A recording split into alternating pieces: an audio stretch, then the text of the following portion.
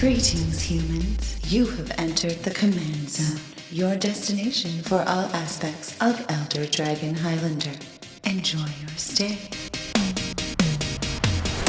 Right about now. The Funk Soul Brother, What check it about out now. EDH music, blah, blah, blah, What blah. about now? Welcome, everybody. It is episode 50. Whoa, how's it? Woo. 50 How's it? I episodes. am Josh Lee Kwai. And I'm Jimmy Wong. Yeah, and you're listening to the 50th episode of the Command Zone. Wow, dude, we did it. We have nothing special planned outside of a fun episode. Actually, We just sort of realized that it's episode 50, and we're like, we should do something. That was the something, what you just heard. Yeah. Just us screaming in delight at 12 in the morning. It's late. We're a yeah. little tired because, well, Jimmy had to go see Mad Max tonight, so that pushed our recording time back, and, I thought the movie was gonna be like an hour and a half. No, it was 2 hours plus of Yeah. just explosions. I was Yeah. like, how could you even afford this? Like, usually these kinds of movies are short because they cost so much to make. I was amazed when I stepped out of the theater. I was like, it's 9? Oh my gosh. All right. So it's episode 50.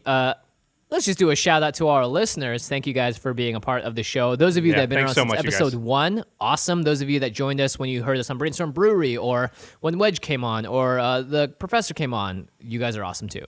Yeah, we've had such a good time doing it so far. We're going to keep doing it, obviously, and I just can't believe we're at 50 already. It seems like it came really fast. I mean, we cheated. We did cheat by doing 2 episodes a week. Yeah. But it's twice as much content, so hey. We still have to do the episodes, so it's not totally cheating. It's more like fast bond than it is like channel. That's right. We did fast bond ourselves there. Yeah.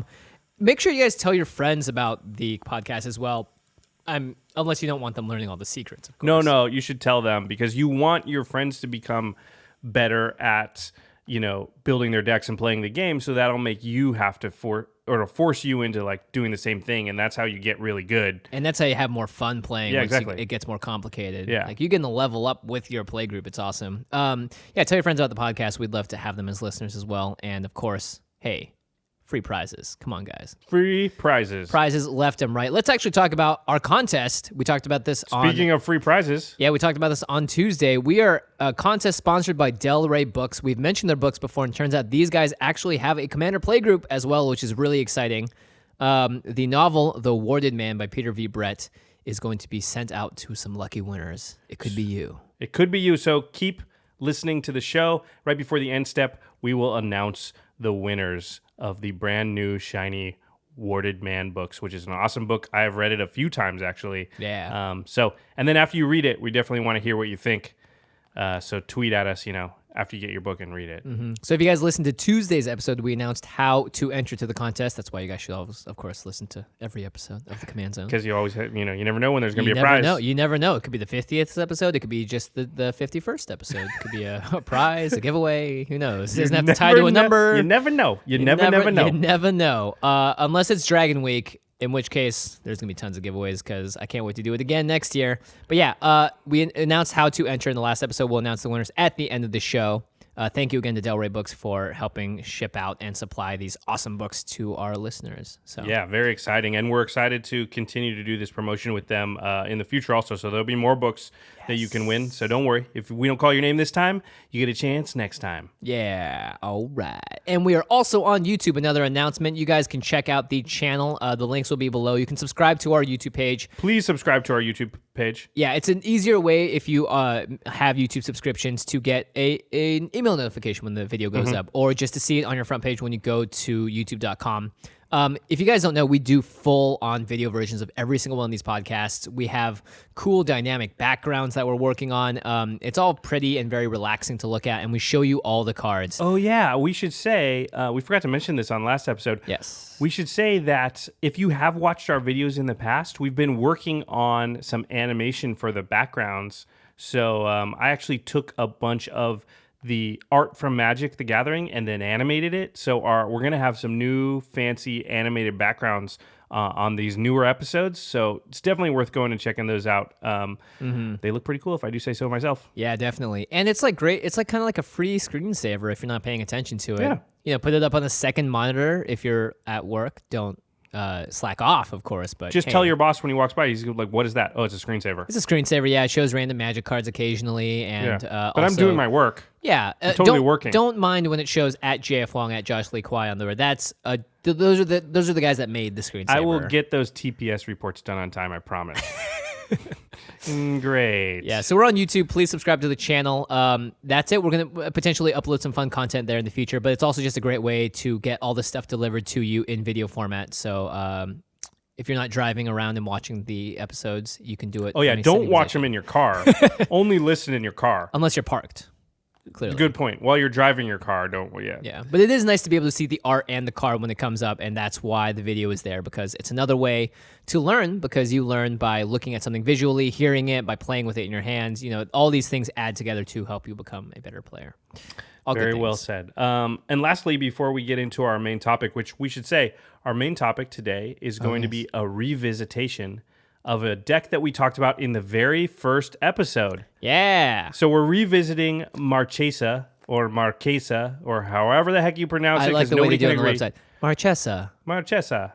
That's how we originally pronounced it, and then we switched to Marchesa, and then we found out that Wizard wants us to pronounce it Marchesa. But then, of course, Wizards doesn't actually know how things are supposed to be pronounced, so now we don't even know who we're supposed to believe. Yeah, it's Marchese. Marchesaroni. Marchesaroni. It's kind of like a hell of a... So this is our first revisiting of a deck, and we've retuned it, and we've we both went in different directions with it, so we have two different versions, and we're going to talk about all the stuff, why we decided to totally revamp it, and why we each chose the direction we did. But before we get into that, one last thing. GP Vegas, coming up, the gathering that we're hosting, we've been talking about it a lot. We have the information now. It's very exciting. Yes, we've got all the info gathered up. Josh and I have contacted a bunch of different places in Vegas. Got the best deal because we got to min-max this too, and we found the best place to have our gathering. Well, you're a Magic player. You got to min-max everything, right? So, okay, we've talked about the date. It is Thursday, May 28th. So that's a week from when you're hearing this podcast. If you listen to it the day it gets released, I guess. It's going to be from 7 p.m. until 1 a.m. It's going to be at the Plaza Hotel, which is in downtown Vegas, just at the end of Fremont Street. And we're going to have a banquet hall there. There's going to be snacks, soda, beer. It's going to be sweet. It is going to be sweet. But it's not endless, and it's definitely not a replacement for dinner. So make sure you guys do eat something before you show up. Otherwise, you're going to just have a lot of snacks in your belly for all night, and that will not be fun for you. Yeah, that's a really good point. Please eat dinner first. We are going to have food and beverages, but it's not going to be probably enough for like a full meal. So bring your best, most unique EDH deck. That's the most important thing. Yes, definitely. We're going to be giving out tons of prizes for stuff like most unique deck. Also just like Spirit of the Game Award. I think that's probably going to go to someone under the age of 10 if they show up just for being a player. But yeah, we're going to be giving away just fun random prizes throughout the night. We're also going to be doing tons of conspiracy mashup drafts and maybe some chaos drafts, whatever, basically anything cool that we can come up with. Yeah, it's going to be super fun. We're going to play a lot of that stuff by ear, but there will be prizes to give away. Wizards has given us a whole bunch of stuff. And also there's going to be a bunch of prominent members of the community we're hoping there. Woohoo! Yeah, so like the professor from Tolarian Community Colleges said he's planning on coming. Reverend Infuego from BJ Shea's Geek Nation. Oh, yes, the wonderful Alex and Ben from Masters of Modern, our sister podcast. And hopefully, as well as some of the guys from the Five Commanders podcast and some of the Brainstorm Brewery crew. So lots of really awesome guests, lots of really awesome people. And they've all been guests on our show, so we are very happy to have them there. Yeah, for sure. So we have a Facebook event set up. There'll be links in the show notes. That's a good way to go and find the specific details since you're probably driving or I doubt that people wrote all this down. So that's the place to check that out, and also to let us know that you're coming, because we do have a general head count. But if you haven't let us know previously, or even if you have, you can check in there. And then also following us on Twitter is a really good idea, just because as it gets closer to the event, if any particulars change or you want updates, then that's going to be the best way to sort of keep the most up to date. Yeah, exactly. And we know a lot of you guys don't have Twitter. You guys have let us know that. And of course, we also had you guys RSVP through email, but I'm pretty sure most people have Facebook. So go ahead and RSVP on the Facebook event page. It's all in the more info below the podcast in the show notes. And yeah, if you guys want more up-to-date notifications, we're also going to be sending out messages from Facebook if something drastic happens, like the change in venue or whatever. But in general, just small updates. Also, as to where Josh and I may be in Vegas, if you guys want to meet up beforehand, just follow us on Twitter at CommandCast. Oh, yeah. I think that's going to be really important. If you're in town for the GP and if you can't make the gathering, or even if you can, following us on Twitter is going to be a really good way to find us, because we're hoping to find people for EDH games like in between rounds or once we drop out, or, there's all day Friday where the GP hasn't even started yet. So, we want to get to see and meet as many listeners as possible, and Twitter is going to be the best place to just connect. And I know people are really hesitant to join Twitter if they're not already on it. I mean, you can join it and then quit and then just delete your account right after the GP if you want to do that. But, we want to be able to meet you, and that's really the best way. Yeah, exactly. Think of it as a, you can sign up for those like SMS services where it's like, oh, you get a text every time something happens or whatever. Just imagine it's kind of like that. You don't have to follow anyone you don't want to. And if you're done with Twitter and you don't want to use it afterwards, just, never open the app again on your phone. I'm super excited. It's going to be a lot of fun. Yeah, so definitely check out the show notes for all that information. If you guys have any extra questions, you can email us at commandcast@rocketjump.com, post on the Facebook event page, or tweet at us at CommandCast. Cool. All right, let's move into our main topic. And we are revisiting Marchesa. Marchese. All right, let's read Marchesa really quickly.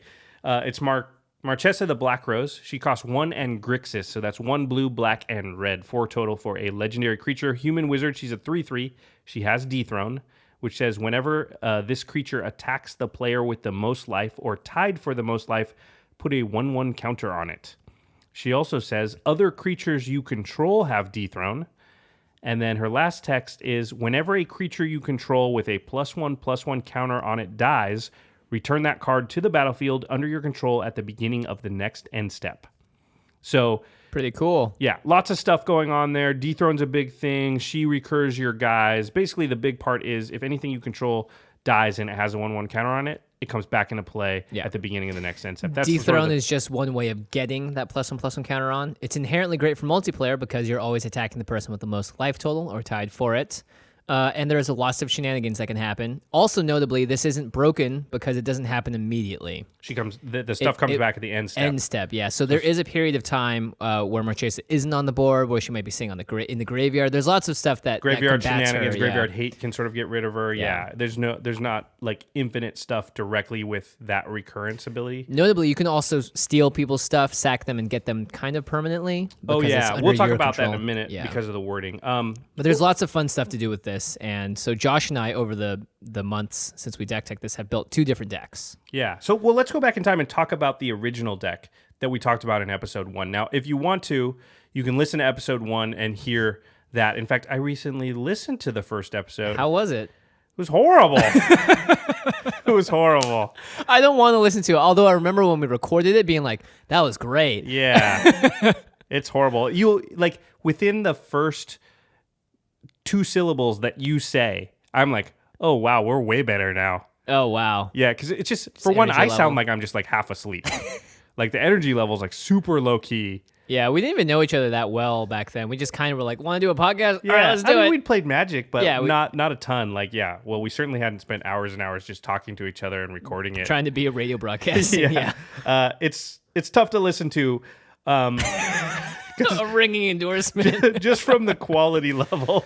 But also... The audio quality level is still high, though. Yeah, that's actually true. The audio level, you nailed it from the start with that. The editing's good, I suppose. Yeah. But the deck itself was a deck we built around the modular mechanic. And modular creatures are artifact creatures that come in with +1/+1 counters. And when they die, you can take those counters and put them on other artifact creatures.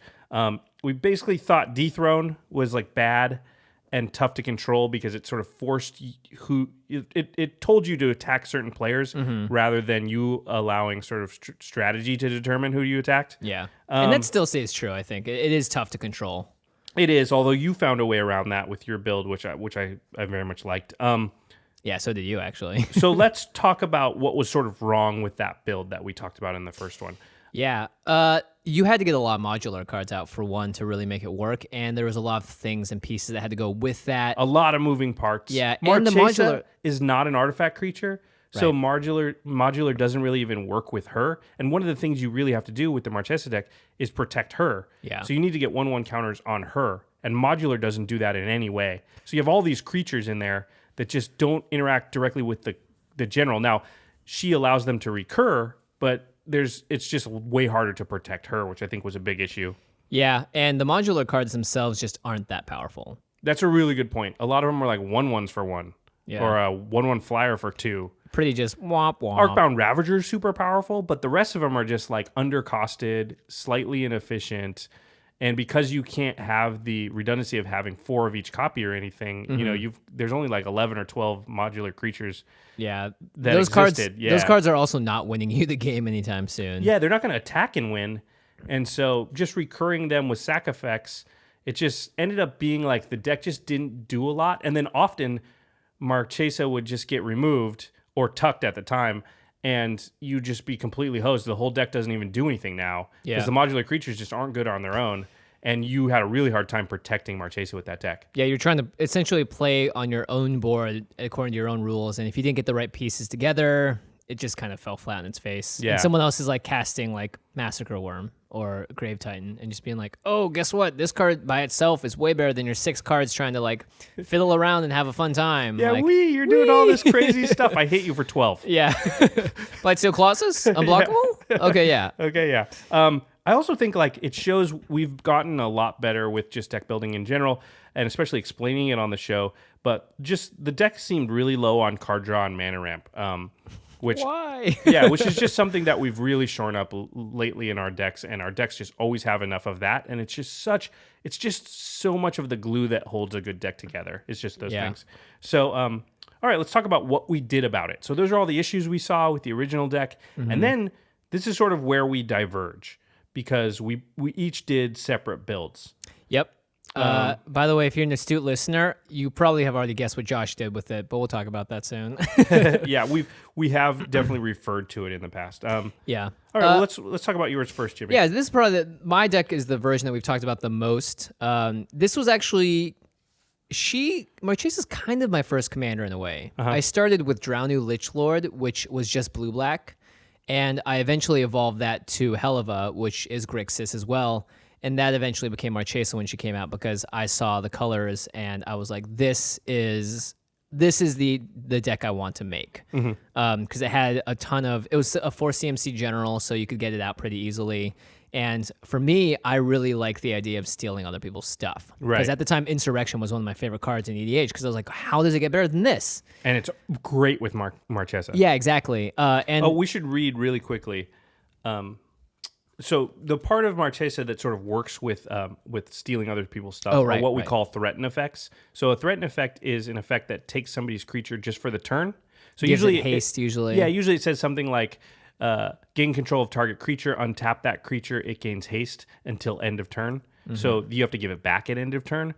But Marchesa says whenever a creature you control with a +1/+1 counter on it dies, return that card to the battlefield under your control at the beginning of the next end step. So what you do is you steal their creature, you attack somebody with the most life, so it's dethroned, so that creature gets a +1/+1 counter on it, and then you sacrifice it, and it had a +1/+1 counter on it, so it comes back to play under your control for good after that. So that's the reason that Marchesa works really good with what we call threaten effects, Insurrection being the biggest threaten effect there is because it takes everybody's creatures all at once. Yeah, it's pretty nuts. Usually it says under its owner's control, and then it would go back to the original person. But because it says under your control, then the threaten effect, it's essentially a new card when it comes back. Yep. So it doesn't have the old text of return this to its owner's control at the end of the turn, or even like sacrifice this at the end of turn. So this is really nice. Marchesa also, we should mention, is really resilient to board wipes in a way because if the +1/+1 counter is on her, you can sack her or have her die in any number of ways when a board wipe happens, and her effect hits the stack and it won't trigger until the end step, and she'll come back. She won't have a +1/+1. She triggers herself. She triggers herself, yeah. So she's very resilient in that way. That's why, if for instance, the thing is she does spend a whole amount of time, usually a couple of phases or whatever, in the graveyard, and that's when she's the most vulnerable because she's your general and she could get. She's your general. It's true. Well, yeah. I guess in this case, because the tuck rule is gone, actually, it's a lot better because. Yes, it's way better. Yeah. It makes her a lot more powerful. Because I believe if she's in the graveyard and someone tries to exile her, then Yes. you can just put her back in the command zone. Anytime she would change zones, you can choose to put her back into. Right. Yeah. So, and the last thing about your deck that I really like is that you sort of figured out a way to use Dethrone to your advantage by controlling your own life total. Yeah, that's probably the most important thing is because if you are not careful, you dethrone someone, and then it's like, oh, I guess I'm on the throne now because I attacked And with you all these can't creatures. attack yourself. Yeah. So, you never want to be the one with the most life because then Dethrone's turned off. Yeah, exactly. So let's talk about my build. So my build has sort of stretched a little bit. It went into threat and effects where I would steal something and then sack it and keep it forever. And then I realized how much hate it was drawing, and people started tucking Marchesa really, really Like actively, aggressively. Yeah, she would always get countered, and I realized it's probably because I'm stealing everyone's stuff, and they don't like it when I steal their stuff. So I kept a little bit of the threat effects in there, but I just sort of got rid of some cards that gave too much aggro, and just took in some new cards from new sets, and decided to be more self-interactive in a way. So like I'm having a lot of fun making my board bigger, but it doesn't necessarily make your gameplay experience worse. But it puts me in a better position to hopefully win. And so I chose this direction mostly just to stop drawing hate. Well, let's talk about some key cards that are. Let us talk about some key cards. Ray of Command actually used to be in there. I actually took it out for just because it was a one-time use, and I was like, I don't want it. But Ray of Command is a great card in this deck. It's 3 in the blue for an instant. Untap target creature an opponent controls and gain control of it until end of turn. It gains haste, and when I lose control of this creature, tap it. So it's actually a really good threat and effect in general. It's an instant, which is unlike most threat and effects. Yes. That's the big part. They can attack you. You can be like, I'll grab that one of your creatures and block your own creature with it. And then put a counter on it somehow and then sack it. Yeah, or I can just grab it during my turn and do that. So Yeah. yeah. So Ray of Command is really good. I started working more, actually, I realized in this deck with reanimation effects because I found there's a lot more fun to be had in terms of cards coming back from the graveyard and stuff that applies to that. And also stuff that had like persist and stuff on it. Right. And cards So like stuff's going to come back no matter what, even if she's not out. yeah, exactly. Because we talk about that a lot. The deck needs to function without the general as well. And one of my favorite cards to use in Commander to get cards back is Victimize. It's a sorcery for 2 in the black. Choose 2 target creature cards in graveyard. Sacrifice a creature. If you do, return the chosen cards to the battlefield tapped. So you get freaking 2 cards for sometimes a token. Or 3 sometimes mana. that card that you sacrifice has a +1/+1 counter on it, so that it just comes back. So you basically get 2 cards into play for nothing. Yeah. Ideally, the point of my deck is you never want a creature dying and you're unhappy about it. Right. Usually when creatures die in this deck, you're like, great, that's fine. I'll get it back later. Or it was awesome because it's going to come back. Or it has persist on it or something. Right. Or it And- brings something else back when it does. Yeah, exactly. So all the cards are able to do that to a reasonable degree. Another card that was a all-star that I found out about in Conspiracy was Treasonous Ogre. And this is really about controlling life total. It's 3 in a red for a 2/3 Ogre Shaman with Dethrone on it. And you can pay 3 life to add red to your mana pool. So it's kind of like a really, it's like a fair channel almost. Yeah.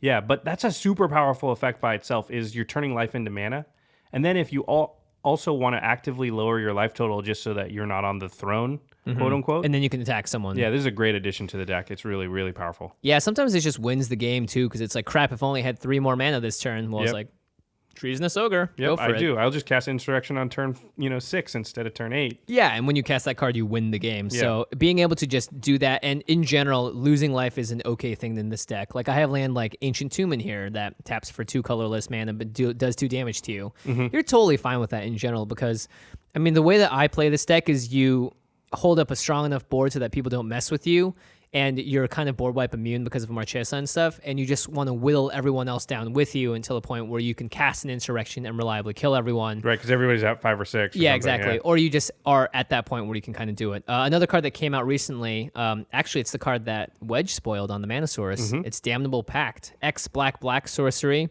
Target player draws X cards and loses X life. So it's great because it's controlling your life total and drawing cards. Yeah, exactly. So you're always going to be able to replace the card that you cast with more, and you can very specifically choose exactly how much life you want to lose. And also, you can sometimes kill someone else with this card by forcing them to lose X life and draw X cards. Very cool.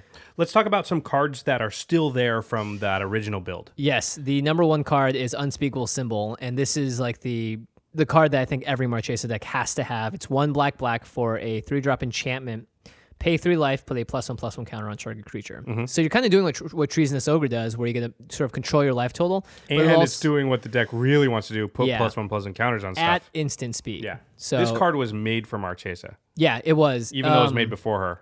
The thing is, actually, and what I realized is that, and we'll talk about this with your deck as well, but there are in Grixis, there aren't that many cards that give +1/+1 counters. Yes, it's very difficult. It's very difficult. Unspeakable Symbols is one of the few that does it at instant speed and reliably. Otherwise, that's usually an effect that's limited to green, specifically. Yeah. Green-blue kind of has that +1/+1 counter stuff going on.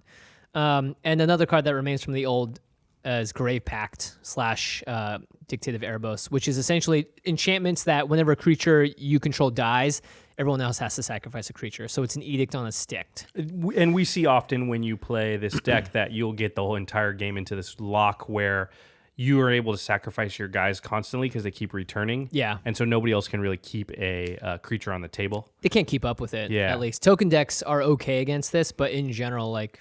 If you're playing a Rafik deck or something, you're in yeah. huge trouble once you get Grave Pact out because you can just sack a creature or 2 creatures every single turn, and they just can't keep up with it. Yeah, and a lot of your creatures you want dying because they come back with Persist, Yep. and then you have other cards that take advantage of that, et cetera, et cetera. So yeah, Grave Pact, Dictative Erebos are both pretty much the most powerful cards in the deck outside of like Once you get those out, it's like, we might just be locked out of the game here. Yeah, exactly. Yeah. Notable cards that are now gone from the old build, and this was the big one, is figuring out which cards that don't fit anymore. Obviously, all the modular guys are gone. Yep. There was just too much dirtliness that didn't work with any of it. And another one that people might think would be a great fit for the deck is Perforos, God of the Forge. Yeah, listening to the first episode when we talked about the original Marchesa deck, we talked about Perforos a lot. We thought he was one of the best cards in the deck. He kind of is the bee's knees in this deck, but he turns out he's not that great. What I No. found in that old deck is that he's just too slow. Like we thought, we're gonna be sacking creatures, they're gonna be coming back into play constantly, and then it's like,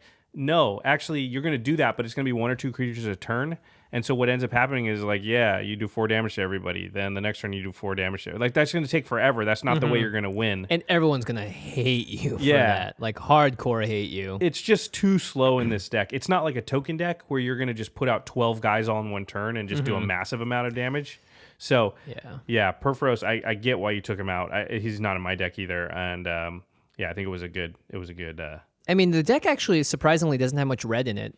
I think Super surprising since you're Jimmy the Red. I know, but it does have red in it. So I mean, Greater Gargadon is another card it's that not has remained heavy on red. Oh yeah, from the old build, which is my favorite sacrifice outlet of all time because you get to do artifacts, creatures, or land on, and you just get to do it. and eventually you pop out the 9/7, which is like, all right, cool, I'm down with that. So this is the most exciting part is new sets came out and new cards existed that are all amazing for this deck. Yep. And the first one by far is Reform.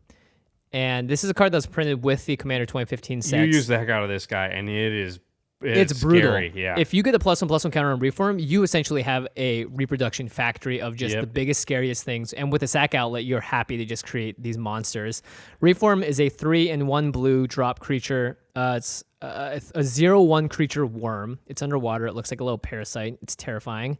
When Reform dies, put a 3/3 blue fish creature token onto the battlefield with. When this creature dies, put a 6/6 blue whale creature token on the battlefield with. When this creature dies, put a 9/9 blue kraken creature token onto the battlefield. So if you have a sack outlet, you can immediately make this a 9/9 for 4 mana. Yeah, and what happens is if you get a 1/1 counter on it, you sack it, it makes the next level up basically, but then the original reform stays. Comes back. I've seen you do it where like you've done that like 5 or 6 times, and so it's like if anybody board wipes, you have 6 dudes that get bigger. Yeah. And then if they board wipe, you have 6 dudes that still get bigger. Like it's this thing is crazy in this deck. Yeah, the fact that it comes back at instant speed, so if someone attacks at you with like a giant creature, you can be like, all right, I'll sacrifice my Reform like token until it becomes a 9/9 and block it, or just until it becomes a 6/6. Or I'll just block your dude and then it'll just die and it'll get bigger. Yeah, exactly. Or And if you it's want, like, I take 0 damage and or my guy trades with it, and guess what? He becomes bigger or whatever. But yeah, and the you're reform right. comes back at instep. So Yeah, the best part is definitely that you get to avoid board wipes with Reform. Yeah. it's this thing that just sits there. And not just keeps avoid, evolving. you actually get stronger with a board wipe. Yeah. A card like Reform is also great with like Progenitor Mimic. Yep. You know, anything that just spits out more of it because it's just this endless cycle and board wipes don't do anything against it. People just have to. The worst part is literally that it's not that the board wipes do nothing. They actually They make make you it worse. stronger. Yeah. It's like the board wipe is actually not the answer. It's part of the problem. Like, how do you have to exile, basically. Yeah, Merciless exactly. Eviction is like one of the few cards that does stuff. Yep. And it's also funny because if you can't get a +1/+1 counter on, just skull clamp it, draw 2 cards, it's and fine. just be fine with that. Yeah. And you have all these reanimation effects, so you can always get it back. Yeah, I'm always happy if I see Reform in my hand. Yep. Another card that I didn't put on the list, but it's Chasm Skulker. Oh, yeah. This was on the original. Oh, was it? Yeah. Okay. Well, in that case, we won't talk about it again. But Chasm Skulker essentially gets +1/+1 counters for every card you draw, and then when it dies, you put X1/1 blue squid creature tokens. It's a little similar to Reform, but not as good. This is definitely Skull Clamp's best friend. Yeah. You sack it, and then you have all these little dudes you can, stick to the Skull Clamp. Sidisi, Undead Vizier. Actually, Exploit was a huge new addition to the deck. Yep. Because, again, this is a deck that wants to just get rid of things and doesn't care for it because it's coming back one way or the other. And Sidisi is essentially demonic tutoring for you, but it also comes as a 4/6 Death Touch creature for 5 mana. Yeah, she's 4/6 Death Touch, and then she has Exploit, and that you sacrifice a creature, and then if you do that, then she demonic tutors. Yeah, so you can also do it for herself, so it's just a 5-mana D-tutor if you don't have anything else on the board. But in general, there's going to be something you want to sacrifice. And one of these little, like a Reform or a or even the Chasm Skulker, Skulker one that has 10 counters on it or whatever. Yep. So it's great because, you just get a good creature on the board, and you also get a tutor, and that's always a good thing. And the other big exploit creature that I really like, that I haven't gotten to use too much, but I think will be very powerful when I get to use it, is Profaner of the Dead. Yep. 3 in the blue from Dragons of Tarkir. It's a Naga wizard, has exploit, and when Profaner of the Dead exploits a creature, return to their owner's hand all creatures your opponents control with toughness less than the exploited creature's toughness. So if you let's say exploit like that whale that's a 6/6, then it cyclonic riffs anything 6 or anything less than 6 toughness out there that's not yours. So it's sort of like a one-sided board wipe. It's to their hand. That's why I say it's cyclonic riffs, but man, it's super powerful. Yeah, I mean, it also just Host kills tokens. Yeah. Any like shenanigans, enchantment auras on a guy all fall off, and it's all creatures, so it's not, hexproof doesn't care about hexproof and all that stuff. Yeah, very, very strong. Yeah, so I mean, that's sort of the deck in a nutshell, what I've done with it. The deck now plays a lot more control-y than it used to, and control-y in a way that's trying not to upset people, if that makes sense. Because there's a lot of movement in this deck where you can sort of, be like, hey, I can do this to this person, or look, I can point these things at this person, and it's going to make everyone's life a little better if you don't worry about it. So there's a lot of ways to position yourself as a friend of someone else. And also, like, look, I'm just dethroning the guy. He's already up top. That's an interesting thing I've noticed when you're playing it, is that the dethrone mechanic, while I initially didn't like it because it sort of dictates how you're supposed to act, who you're supposed to attack, what ends up happening is, like, I'm the guy that has the second most life. Well, I'm not that worried because I know you're not going to attack me. Yeah, we're instant buddies, there's actually. There's less incentive for me to team up with the guy with the most life because, well, you're going to get hit, dude, not me. And maybe I'm going to get hit after that, but that's 2 turns away. I can maybe deal with it. So the dethrone mechanic works a little bit better than I thought it would. Yeah, I definitely enjoy dethroning people because it's really easy for everyone to be like, okay, fine. And also, like, you have that built-in excuse. It's almost like rolling the dice. It's like, well, I'm not actually picking on anyone. You just have the most life, dude. Yeah. And then next turn you won't, so I'll attack somebody else. And then it's sort of people get less mad than they would if you're just choosing to attack them. Yeah. Suckers. Little did they know that you actually want to hit everybody a little bit and then kill everybody all at once. Yeah. Oh, also a card they didn't mention, Grimgrin, is great in this deck. Oh, yeah. You guys can read that guy, but he likes +1/+1 counters. There are a few cards that I found that are really good, like Falconwrath Aristocrat is probably the all-star for getting +1/+1 counters on her and being a sacrifice outlet. You want to read it? Yeah, it's a flying haste 4-drop 2 and a black and a red, a 4/1 creature vampire. Sacrifice a creature. Falconwrath Aristocrat is indestructible this turn. If the sacrificed creature was a human, play +1/+1 counter on her. Yeah, you have a human sub-theme, correct? Yeah, and you also have like Dax Duplicate, Clever Impersonator, and a lot of other things that create other humans. Also, Marchesa the Unhallowed covers all the non-humans, which is kind of funny. So, there's enough humans in the deck that it works out well. And when you can't sacrifice a human, it's great because she just makes herself indestructible. And well, and she's got a sack outlet, which you need sack outlets. Yeah, so lots of good things about that card. Okay, let's talk about my build. Yes, Josh. So I went in a completely different direction. Have you guys guessed it? We've talked about it a few times. What I did is I decided to hide Marchesa in the deck and make Child of Alara my front man. What colors is Child of Alara? Child of Alara is Wooburg. Wow. So I made a 5-color deck. It's very much like the Chromat deck, Yeah. which is actually a Nekusar deck. So it's 5 colors. And yeah, the reason I did it, well, there's 2 reasons. One is, like you said earlier, green is actually the best +1/+1 counter color. So Yeah. and if there's a second best, it's probably white. Both of those colors are not in Grixis, which is what Marchesa is. So I was like, oh, so I'm immediately opening myself up to the 2 best colors that synergize with Marchesa. So that was my big I was too thing afraid there. to go 5 color when I originally made this deck. Well, and then the reason I chose Child of Alara over some other things is that the idea of getting a +1/+1 counter on Child of Alara and then sacking it with Marchesa out means that it just comes back from the graveyard at the end step, so you can get into this loop. So let me read Child of Alara. Child of Alara costs Wooburg, so 5 mana total, 1 of each color. It's a legendary creature, an avatar, 6/6. It says, when Child of Alara dies, destroy all non-land permanents. They can't be regenerated. But they can be Marchesa at the back. Yep. So she board wipes, or he. I don't know if the child is a boy or Child of girl. Alara It's just a art child. is so bizarre. Yeah, it just like looks crazy. I got like a a crazy foily one here, baby. which makes it even harder to tell what it is. It's like a baby. Coming out of this rock thing with lots of like rainbow laser beams it's like coming 2001 Space Odyssey. out. It status. is. Dun, dun, bum, bum. Dun, dun, dun, dun, dun, dun, dun, dun, Child of Alara. That was awesome. So Child of Alara is the general.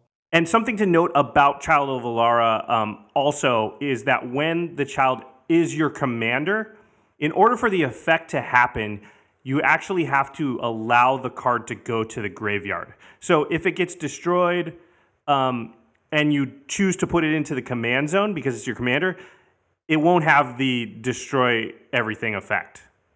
So that is actually very interesting because in this deck, which uses Marchesa to sort of reanimate Child of Alara every single turn, there is an open period where it is very vulnerable because it's just sitting in the graveyard waiting for the end step.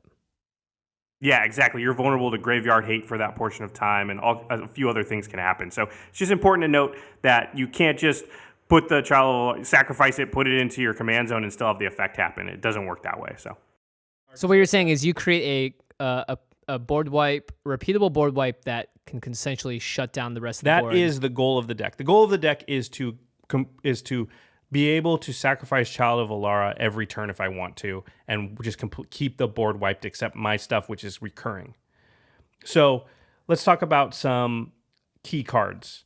I guess we have written down, why did I choose this direction? Because it's way more powerful once you get all 5 colors. Because in I'm there. Josh and it's 5 colors. Yep. Yeah, and also I wanted surprises. I wanted to use those 2 colors. So let's talk about some key cards in the deck. Well, the first key card is actually a mechanic. It's the Graft mechanic. This is why I would build the deck. Wooburg is Graft. Yeah, But, and actually, Graft is a big theme in the new Modern Masters 2015 set, so we're going to become very familiar with it. Graft just says a creature will have Graft and then a number. So I'm going to read one just so that we get an idea. I'm going to read the Plaxcaster Frogling. It's 1, a green and a blue for a creature frog mutant. It's a 0/0, but it has Graft 3. So it says this creature comes into play with 3 +1/+1 counters on it. Whenever another creature comes into play, you may move a +1/+1 counter from this creature onto the new creature. So if I play Marchesa next, then I can take a +1/+1 counter off this guy and put it on Marchesa. Ugh, that's living the dream with Marchesa. Yeah, so I have a lot of Graft guys in here so that I can always put, and there's other creatures too, so you can always move your counters around onto new guys. It's very powerful. And They then, actually kill itself as well if it gets on if the you one. want right? to, yeah. So, and then most of the Graft guys have a secondary ability that has to do with +1/+1 counters. So this guy says for 2 mana, target creature with a +1/+1 counter on it can't be the target of spells or abilities this turn. So Against you can Shroud, yeah. Yeah, so you can give any creature you've got that has a +1/+1 counter, you can give it Shroud for 2 mana. That's insane. Yeah, and all these Graft guys have abilities like that. There's another one that says gain control of target creature with a +1/+1 counter on it. So Graft says any creature that comes into play, you can move a +1/+1 counter to it. Oh, interesting. So you can move it to, like, Jimmy, if you play a creature, I can move a counter onto it, and then I can steal it with this other guy later. So Graft is a very powerful mechanic. It was what made me want to at least add green. And then I was like, well, there's no 4-color commanders, and I might as well just add white if I can. The other key cards, because Marchesa is buried in your deck, you need to tutor for Marchesa, but you added green, and green's the best color for finding creatures. So I use Survival of the Fittest and Fauna Shaman. Both of them do basically the same thing. Survival of the Fittest is an enchantment for 2 mana, and it says, pay a green, choose and discard a creature card, search your library for a creature card, reveal that card to all players, and then put it into your hand and shuffle your library. So you basically say, oh, I've got this creature in my hand, I'm going to discard it, and then go find whatever creature I want from my deck. Fauna Shaman does the same thing, but she's a 2/2 creature, and you have to tap her when you do it. So Survival of the Fittest is obviously better. Oh, yeah. However, in this deck, you actually want creatures over non-creatures because Child of Alara is going to destroy everything when it goes. But Marchesa only brings creatures back. She doesn't bring enchantments or artifacts back. Right. So you basically want to really heavily skew towards creatures because Marchesa can protect those and recur those, whereas the other stuff is harder. It's not that you don't want it, it's just harder to protect. Graft, so good in this deck. Yeah. There's a reason that she's not in the colors with Graft. Is because she would be broken Exactly. if you could have Graft in her colors. So you made it happen. So I was trying to break her, yeah. Yeah. So it's, by the way, the 2 colors that she's not is really good for her, except for blue. Blue's kind of shared, but yeah, but green and white white. and green are both great. And then one more key card I'll talk about is another green card. It's an enchantment. It's 2 and 2 green. It says sacrifice a creature, draw, or it's called Greater Good. I should say the name of the card, Josh. Greater Good, 2 and 2 green enchantment. Sacrifice a creature, draw cards equal to the sacrificed creature's power, then discard 3 cards. So a lot of times, even if it's just a 3-power creature, you're happy. You're just cycling through cards because you're looking for Marchesa or you're looking for other key cards. But most of the time, you're like, I'll sack a 6-drop, draw 6 cards, and then discard 3. Yeah. Or I'll sack this card because it's coming back at the end of the turn, and I'll graft more stuff onto it. Exactly. Why don't you talk about the order that you have to put creatures back in on? Because you get to choose which creatures come back in which order with her ability, correct? Right. So you stack it so the graft guy hits the table first, and then she comes back in and you graft onto her, and then Child of Alara comes back in and you graft onto that. And now if you have that, that's 3 creatures, all with +1/+1 counters on it. And so now you're set up to, again, just sack Child of Alara, destroy the board, do the exact same thing at the next end step. So if you have a graft guy, Marchesa, and Child of Alara and a sack outlet, then you're in that loop where you can wrath everything every turn. It's not infinite. Well, you're also specifically using land wraths, land sack outlets too. Notably, Yes. because otherwise Child of Alara would blow up like an Ashnod's Altar or whatever. You want like high market. You want your sack outlets on a creature because you can protect the creature, or on a land if you can. Now it's okay to have some that are on enchantments, but you just know that they're going to go away when you use Child of Alara. So yeah.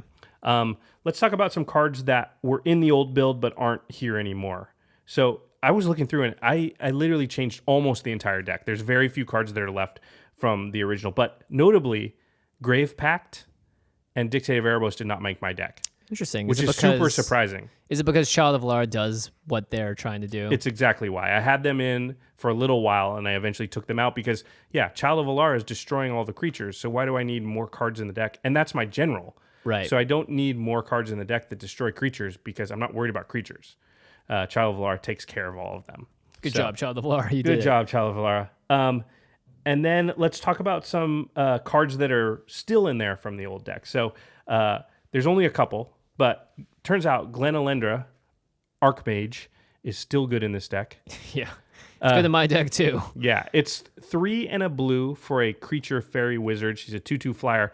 It says, pay 1 blue, sacrifice Glen Elendra, counter target non-creature spell. But because that's not good enough, she has Persist. And what Persist is when this creature dies, if it had no -1/-1 counters on it, return it to the battlefield under its owner's control with a -1/-1 counter on it. But the way this interacts with Graft is that you sack her, she dies, she comes back, you graft onto her, it negates the -1/-1 counter, and then she's just a 2/2 flyer with no counters on her again. Yeah. At a certain point, it hits her, and she has both the +1/+1 counter and the -1 counter, and then when it resolves, they look at each other and they go, boop. We don't need both of these because they cancel each other out, and then they go away. Yeah. Yep. So her with Graft means you can counter a whole lot of non-creature spells. I mean, it's not infinite because eventually your graph guy will run out of counters, but it's a lot. Yeah. And she works really well with Marchesa because again, you stack all the triggers, you make the graph guy come in first, and you can make all this happen. She gets pretty broken. She is. By the way, I just realized this, but Glen Elendra is a place, so that's not her name. Her name is not Glen Elendra. Really? Glen Elendra is like a plane. Yeah, you could get to it in Plane Chase and stuff. It's actually she's an Archmage from Glen Elendra, so it's a Glen Elendra just Archmage. Archmage, yeah. She's not a legendary creature. She doesn't need a name. Oh, that's a good point. Man, there's such a powerful card, and it's just an Archmage. That Yeah. means there's a whole lot of these on that plane? I guess so. I mean, That's a scary place, man. I don't want to go there. You that's can't a cast any spells there. Pretty good first line of defense. It's just a bunch of Glen Elendra Archmages hanging around. All right, well, good to know. But I've always just thought of her name as Glen Elendra. Yeah. It's It was weird for a chick to be named Glenn, but I was just rolling with it. yeah, or fairy wizard in this case. Sorry, Oh, yeah. I mean, not just any normal girl. Right. She's a fairy wizard, and and she's flying, Josh. Sorry. And she has persist. I just thought You that can kill her, and it she'll wasn't come about her back. being a girl at all. It was the fact that she was named Glenn. Yeah, no, yeah, 'Cause Glen. I was just saying that's not a feminine name. I know but we've got like crazy names like Shieldred, and Yeah. then there's like Glenn. she's Glenn. No offense, Glenn. Glenn Jones? Yeah, no offense, Glenn. Secluded Glenn. Secluded Glenn. Miss you, buddy. Hope you can make it to GP Vegas, but if work is there, then Oh, yeah, bring your Sidisi deck. We got to play that thing again. oh yeah, that was fun. Yeah. Okay, and then the other card that's still around from the old version is Toxic Deluge, which Same is one with of my the, deck too. Yeah, one of the great Both these board cards wipes. are just so good. That's just a card that's if you're playing black, you're probably playing Toxic Deluge. Oh, It's- that's just another way to mitigate life stuff because you could Toxic Deluge Oh. for more than you have to. That's a really just to good get point. under Dethrone again. You know. Yeah, my deck doesn't use Dethrone a lot, but it does sometimes just by happenstance. But yeah, Toxic Deluge is 2 and a black, and then all creatures get -X, where X is the amount of life you pay when you cast Toxic So Deluge. 3-drop kill everything if you want to in Commander. It's one of the best board wipes you can have, and it kills indestructible stuff. Mm-hmm. Yeah, very powerful. Okay, let's talk about some cards from new sets. So I also have Sidisi Undead Vizier. That's the one that comes in exploits and then demonic tutors. You got to be able to find your commander. Yep. If you need it. I have Dagatar the Adamant. Ooh. So this is a good one. He's 3 and a white for a legendary creature. He's a 0/0. He has Vigilance. Dagatar the Adamant enters the battlefield with 4 +1/+1 counters on it. And then you can play 1 and then Golgari twice. So 3 mana total.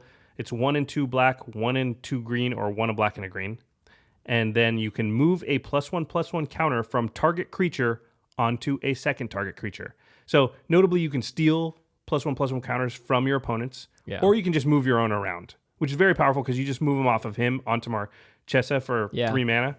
So again, or a graft creature that is like out of ammo or something. You know? You can move it. And also if you have a graft creature that gives an ability, but it only gives an ability to something that has a +1/+1 counter, you can sort of throw your counters around, which is very powerful in the deck. Yeah.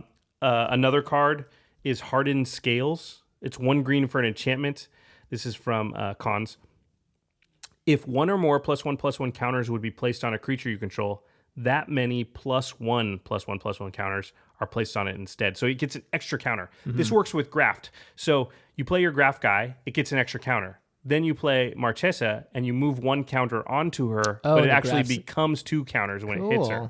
So, and notably, I didn't put Doubling Season in the deck, which you'd think I would because I'm playing around with +1/+1 counters. But I realized pretty early on that I don't need 50 +1/+1 counters on anybody. I just need 1. Right, and Hardened Scales makes it so that your graph guys just get a little extra buff. And it only costs 1 mana. And the thing is, if you're going to play Doubling Season, you should be abusing the token part of it as well. Yeah. So if you're just doing it for the +1/+1 counters, Hardened Scales is a much better bet for something that is way less threatening to the people on the board. Because if people don't understand how the deck works, they'll see Doubling Season and be like, this guy's going to do some broken things with doubling everything. But really, you're not. It doesn't actually matter. That's actually a really good point, and the biggest reason was just that Doubling Season makes people automatically think you're going to just kill everybody the next turn. And Hardened Scales, super innocuous. You play Hardened Scales, people go, what's that do? Okay. They don't even raise an eyebrow. And then we're always looking for cards that sort of double up what our commander does. This is maybe because we were so used to Tuck for so long, but also it's just a good idea to have redundancy in your deck. And so I added Bearer of the Heavens. This guy's ridiculous. Yeah. I just realized the text on this doesn't specify any non-land. It's just... Exactly. Oh my gosh. So Bearer of the Heavens is the win. It very often will win the game once you get it. It's 7 and a red, so 8 mana total for a 10/10 creature giant. it says, when Bearer of the Heavens dies, destroy all permanents at the beginning of the next end step. All permanents. Yeah. So if you get a 1/1 counter on it with Graft and Marchesa's out, then all you got to do is sack Bearer of the Heavens, and at the next end step, everything will go away. And you still have a 10/10 with a +1/+1 and you counter, still have probably. Marchesa, and you still have your Graft guy. You know, you're in great shape because you have 3 or 4 You creatures. definitely don't have a sack outlet unless it's on the creature. Yeah, unless it's on a creature. But because your stuff recurs, then one thing we didn't mention about Child of Alara that's important to note is that Child of Alara actually has to hit the graveyard to have its effect. Oh, right. So Child of Alara says when Child of Alara dies, destroy all non-land permanents. They can't be regenerated. Well, that doesn't work if you put it directly into the command zone. It has to actually go to the graveyard, which is why it's so perfect with Marchesa, because with Marchesa, the stuff goes to the graveyard and sits there and then comes back at the end step. So all these abilities are triggered. Yeah. Bearer of the Heavens is the same way. If it got exiled, it wouldn't do its thing. But if it goes to the graveyard, then it does. So yeah, it's scary to play against this deck. I remember playing against it once with one of my best decks, and I maybe made one mistake, and it was like I was constantly fighting to get through all your guys and to like keep the board clean and just stop as many shenanigans as possible. But it still pushed through, which is pretty nuts. yeah, if you land that combo where you can basically recur Child of Alara with Marchesa out and a Graft guy, then it's really hard for any decks to do anything because they just can't keep any non-land permanents on the table. Yeah. And then the other thing is there's a lot of utility with all the creatures with Graft, and there's a few other guys that care about, they give abilities to stuff with +1/+1 counters. And like there's a guy that's just a fog on a stick for, you know. Oh, yeah. And that card is super powerful in the deck because what you do is you pay a couple mana, take a +1/+1 counter off it, and then you fog whenever you want. And so that actually stops people from attacking you, and it makes it so that you just survive until the combo gets going. And there's a lot of stuff like that in the deck. So a lot of utility. It plays it's control-y. It's usually just trying to control the board, control the action out there, and not die until it can get that engine going. Yep. Good job, Josh. You terrorized the board again. All right. So that is a pretty cool look at how we took a deck that we initially built and then found it to be lacking and then went in 2 different directions with it. There's actually other directions you can probably go with Marchesa. That's just the 2 that we went. Yeah, a lot of decks probably need that. I mean, honestly, I probably have 2 decks right now that I could do that too. That same philosophy of like, Make them it's 5 okay. color? No, I just mean like totally retune it. Just give it an overhaul. Make it 5 color. Make it 5 color, yeah, definitely. Yeah, so At some point, you're going to run out of lands to keep doing this. That's what I keep telling myself. well, I just keep buying more lands. there you You go. know, that's the problem. Yeah. This is probably the last deck I have enough old school dual lands to actually do. So, nice. so in a way, you're correct. Ha ha! No more 5 color beasts from Josh. Yeah. Tuning decks is very important. It's something that we'll probably cover way more in the future, but it's always good to, no deck's ever finished, especially because new cards are coming out. They'll give you new ideas. And in Marchesa's case, there's a lot of really fun stuff that came out in these past like half a year that has all been excellent for the deck. And now all that graph stuff's coming out in Modern Masters 2015. Yeah. So if anybody wants to build that type of deck, now's the time. Yeah, that Plaxcaster frog thing is definitely in Modern Masters 15. That thing is pretty good. Yeah, it's really good. Okay, let's go to the end step. End step. I have a pretty cool one. It's St. Jude's Children's Hospital combined with the Mana Source. So our buddy Wedge has been doing some fundraising for St. Jude's Children's Hospital. I donated when they did a Twitch stream of the podcast with the professor. And, you know, at the time you're listening to this, I'm not 100% sure that he's still running that charity. If he is, you should go through the Mana Source. And I definitely encourage you to donate to the Children's Hospital. I mean, you can't find a better cause. But also, if he's not running that event, you can still donate to St. Jude's Children's Hospital. Definitely. It's a very good cause. It's the type of hospital where they take in sick kids, and then once they've taken them in, they pay for everything. So they're run by these fundraising activities, and they really, you know, allow families and people that wouldn't be able to afford the kind of treatment that they need to get it. So it's super important. Medical bills are so hard, especially on families that have a child that is sick, because it's something that completely warps the family's life around. And if they can't get to the amount of money they need. It's really important to get the money for these kind of things because it really does change people's lives. Yeah, for sure. So I'm definitely a big proponent of just charities in general. And St. Jude is a great children's research hospital. It's one of the top in the nation. They do really good work. I mean, it's definitely a worthy cause. You couldn't find a more worthy cause. Yeah, absolutely. And so we'll have, of course, all those links in the show notes, and we'll tweet them out as well. Okay, time for the big giveaway. And the moment you've all been waiting for, we have winners. Oh, so exciting. Woo! Prize time for everyone that entered in our contest. A reminder, if you guys did not know what's going on, we're giving away copies of The Warded Man by Peter Brett. It's an awesome book. It's a fancy book. We've talked about it a bunch on the show, and Del Rey reached out to us and helped us facilitate this awesome giveaway. So we have 10 winners, and the question was, out of the Modern Masters 2015 set, what card are you looking the most forward to, and which deck is it going to make its way into?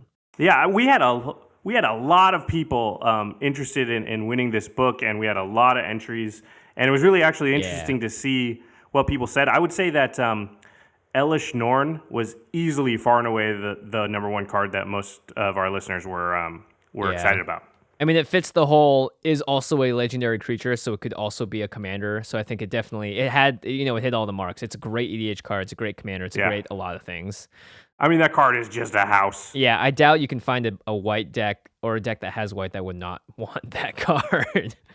I mean, it's never bad. Yeah, exactly. Like, I don't care what your deck's doing. If you put Elish Norn out, it's always going to do something good for you. Yeah. Precisely. All right, so we're going to select our 10 winners now. Thank you guys so much for participating. This is great because this also shows us that we can do other kinds of giveaways, not just Magic related, and that means that our giveaways for you guys that just expands the field for what we can do for you in the future. Yeah, speaking of Elish Norn. Oh, yeah, exactly. Number one, our first winner is Donald Warner at Donald S. Angry, or Donald's Angry, I guess, not Donald S. Angry. And he said, Elish Norn for my Gaddock Teague to take more fun from people. Oh. I guess. Hey, it could be worse. It could be Iona. Yeah, that's true. Oh, my gosh. Your deck is just built around putting Iona out and Elish. Okay, yes. Congratulations, Donald. You want to go for the next one? Sure. Wally Bullard or Wally Boulard?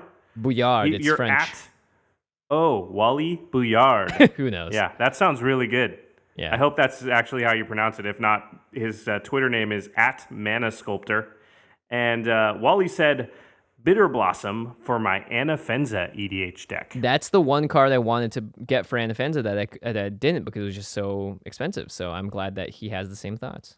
Yeah, Wally and you are simpatico. Yeah. Also, not to mention, if you get Bitter Blossom in draft, oh my goodness.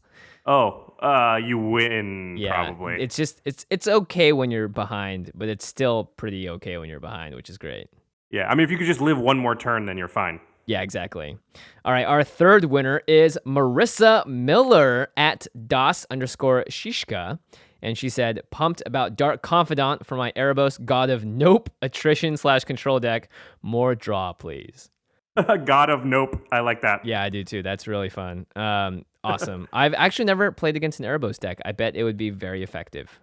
Not if she's saying nope all the time. Yeah, well, not effective for other people, but for herself, it's awesome. Oh, it's effective for her. Yeah, that's a good point. I meant, yeah, I wouldn't feel effective. That's what I mean. The fourth winner is Matt Lewis at LewisMD13. He says, I like this wording, I need a foil Mystic Snake for my Sidisi spider spawning deck. Oh, yeah, this is the guy that was building a Sidisi deck, and then he heard our Brian David Marshall episode where BDM talked about his Sidisi, the spider spawning part, and then he was like, got all inspired and used a lot of that stuff, so that's pretty cool. Yeah, that is awesome. Also, I mean, because every pack of Modern Masters has a foil in it, the chances of you getting a foil Mystic Snake are actually pretty good. That card's actually one of the cards that I'm most excited about just from an art standpoint, because the card just looks really good with the new border and everything. Yeah, it does. Also, notably, that card is also a powerhouse, I guess, in Marshall's Animar deck. So, 2 guest decks that both use Mystic Snake. Also, 2 guests that both love blue-green. I wonder why.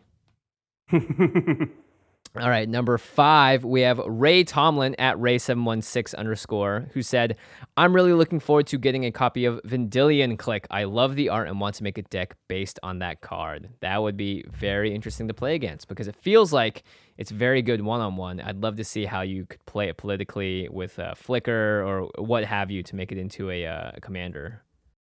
Yeah, Click seems like it would be just broken in one-on-one, but it'd be way tougher when you get to about 4 players. So yeah. Interesting. But who doesn't love a challenge? All right. That's right. Yeah. Number 6 is Chad Martinell. Chad was via email, so I don't have a Twitter handle. He says, Wilt Leaf Liege, and it will be going in my Gave deck. Also, shout out to Kozilek because I don't own one yet. And he's talking about Kozilek, Butcher of Truth, specifically. Yeah. I don't own a Kozilek either, Chad, so Yeah. I'm with you. Me, I'm with you as well. I can't wait to play one specifically against Craig because he's played one against me multiple times. He played one against us just the other night, I feel like. in his Rakdos deck. It was pretty brutal. Yeah. He pretty much got every legal Eldrazi out on us in that single game. So Yeah, I was just like, we're dead, right? I mean, are we dead? we're He's like, pretty no, dead. just sacrifice 6 permanents. Okay. We're like, all right, thank you, Annihilator, for really making things fun. Okay. Number 7, we have Gabriel Robinson at Tap for Red. I already like you, Gabriel. I like what you're doing here. He said, I'm really excited for the reprint of Splinter Twin. All right. I'm really liking you, Gabriel. I already own Kiki Jiki, and it will work very well in my Perforos deck. So, Gabriel, I believe we are of the same spirit animal. If these Yeah, I feel like you guys are soulmates or something. Yeah, pretty much. In that case, Kiki Jiki also I would love to get, just to have more, I guess, you know? Yeah, I would love for you to not get more of that. Yeah, I love that card too much. All right, number 8 is Christopher Bond. Christopher Bond. I was like, did that even make sense? I'm glad it did. Okay, he says, Apocalypse Hydra, it would go in my Prosh deck. P.S. Really Tarmogoyf so I can sell it and buy several EDH decks. That's true. That's smart thinking, Christopher. Yeah, a single Tarmogoyf could buy you like every colored set from commander set from 2014 and 13, I think. So that's pretty sweet. Yeah, probably. So you could literally get 10 decks out of it. Mm-hmm. Yeah, that's pretty good value for a single card that's bad in our format. So excellent. Hope it's foil, buddy. Hope it's foil. Then you can get even more. Yeah. Number 9, Wes Kane at Dave's Golden Duck said, Elish Norn, Grand Cenobite for my Duran EDH deck. By the way, great podcast. Thank you, Wes. Yeah, that's actually pretty good for Duran because you don't really care about the power boost, but it is nice to just have +2 toughness across the board. Yeah, I mean, it's still giving +2 power, +2/+2 basically, and also it still kills all your opponent's stuff. Yeah, exactly. And the last one, number 10, is Mark Jason Paulino at the Jylox. Jylox? Sure. At the JY Locks.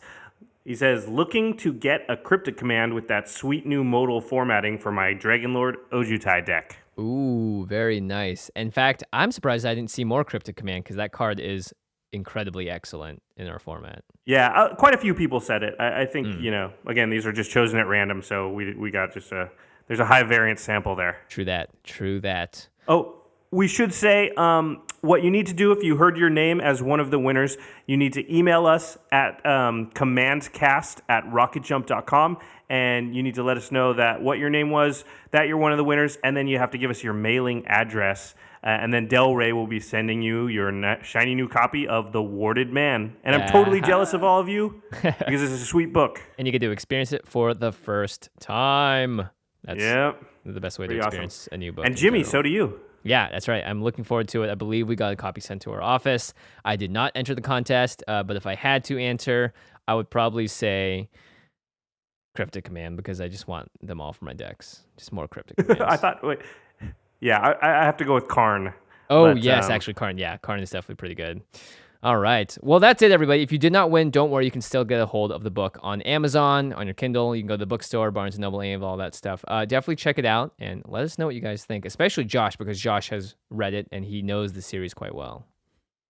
Yeah, I'm very interested to see how people like the book, and if you've read the series, I'm interested in what you think, how it's going to end, or what you think is going to happen, and stuff like that. It's always fun to talk about. So, and for those of you that just won it, I hope you enjoy it. And guys, if you did not win, this is a thing that we're hoping to do on a fairly regular basis with Del Rey. So there will be hopefully more books coming down the pipe, and there'll be more chances to win. Yeah. That's super awesome. I can't wait to do more giveaways. It's one of the more fun parts of the podcast because we get to give back to you guys who listen, rate us highly on iTunes, and tweet at us and all this fun stuff. And hopefully soon get to hang out with us in Vegas. Woohoo! All right, congratulations to everybody. I'm really excited that everyone's getting this book. It's one of my favorites. I love it. I've read it quite a few times, like I said. I would be excited to hear anybody's thoughts on the book, any of you winners or anybody that just goes and grabs it on their own after you've checked it out, how you liked it, what you think. Also, the series is not done, so any cool speculation about how you think it's going to end. And you can follow Peter V. Brett, the author, at PV Brett on Twitter, and I would encourage you to do that also. All right, guys. Don't forget, GP Vegas, The Gathering. Vegas, it's going to be awesome. Vegas, The Gathering. It's going to be awesome. In the show notes, you can find all the information to the Facebook event page. Definitely check it out. If you're planning on coming, please let us know. Also, listen to our sister podcast, The Masters of Modern. It's at the MMCast on Twitter. Alex and Ben do a great job there. They talk about competitive Magic. They're also going to be in Vegas at The Gathering. You can meet those guys there, and you can team up and beat them at EDH. Jimmy and I will totally team up with you. Oh, in a heartbeat, we'll team up with you. I should mention, by the way, I'm gonna also be reading the Warded Man with everyone else because we're gonna get a copy at the office, and I can't wait. I've never read it before. I've heard so much about it, and I'm gonna read it as well. So you'll hear my thoughts about it soon. Ooh, I'm excited. I'm excited to hear your thoughts, and I'm excited for you to read it. I mean, you're really the lucky person in this because you're getting something awesome and new, and I'm not. I don't know. It's awesome, but it's not new. You did get Legacy of the Void beta. That, actually, I'm the real winner in that. That's a good point. That's touche, my friend. Touche. Yeah. You're still my hero for that. Thanks, buddy. All right, everybody. Thanks for listening. All right, we'll see you guys next time. Peace.